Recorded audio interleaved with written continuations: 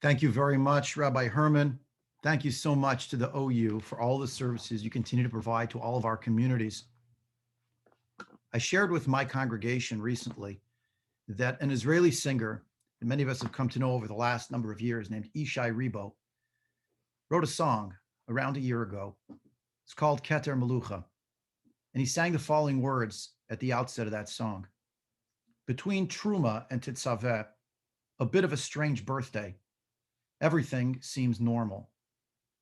Indeed, just around Purim last year, a virus called COVID-19 first invaded our vernacular and upended our lives, putting us behind masks and screens. This week, or in this period of time, around Purim, we all arrived at this strange state of affairs.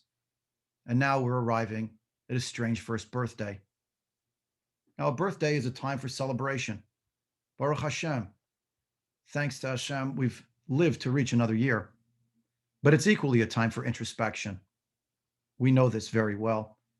On the Yamim Noraim, during the days of awe between Rosh Hashanah and Yom Kippurim, we sway back and forth between celebrating the birth of humankind and considering that our fate hangs in the balance of judgment. On Purim, whether describing moments of fear and uncertainty or of joy and celebration, there's a tradition that the word HaMelech, the king, appear at the top of the columns of Megillat Esther. As in the Machzor, on Purim, we are called to coronate the Almighty over both emotions and over all stations of life.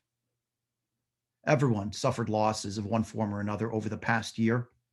Some felt the acute pain of losing loved ones.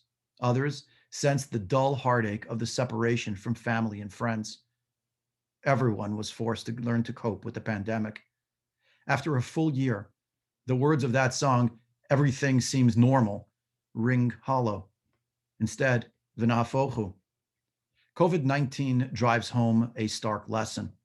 Stability is an illusion. How easily can our fragile world turn upside down? And Purim transmits a yet more powerful message. With the help of the Ribono Shel Olam, the Master of the Universe, salvation can arrive just as suddenly. The world can flip back again. On Purim, we are charged with declaring this message of faith to our families and communities. We're looking at Purim now through the rear view mirror. But is it just passé? It has happened? Or is it something from which we can garner strength now to continue to endure and to persevere? Tshuatam hayita lanetzach v'tikvatam b'chol dor vador. You, Hashem, have been their eternal salvation and their hope in each and every generation. So in this, our season of celebration between Purim and Pesach, the time period that Rashi refers to as the time period of Geula and the Gemara Masechet Megillah, on the week and these weeks in this time of a strange birthday, let each person not only celebrate being alive, but also ask the following personal question. When COVID-19 ends, when it recedes in the rearview mirror, how will I live my life differently? The Sfat Emet points out that indeed the Megillah is, as the Torah is, as the Zohar teaches, Satim V'Galia, both sealed and hidden, as well as revealed. This is actually the name of the book that we just read publicly, Megillat Esther, not just the scroll of Esther, but the revelation of that which is hidden. We see a process unfolding. And toward the end of the book, the Jewish people experience light and joy. The Sfat Emet wondered, why is it that the sages teach us in the Talmud that Ora zu Torah, that light is a representation of Torah? Why didn't it just say that it was some kind of Torah that they discovered? Why the light specifically, a stand-in? Why hide it away?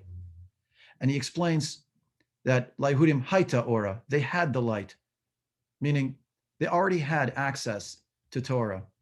They just had to be able to look at it with fresh eyes. They had to be able to see the light that illuminates, that enlightens, and that vivifies a Jewish life. Ach shnitchadesh he'ora chadasha, Min HaTorah. There was a new light shining from the Torah.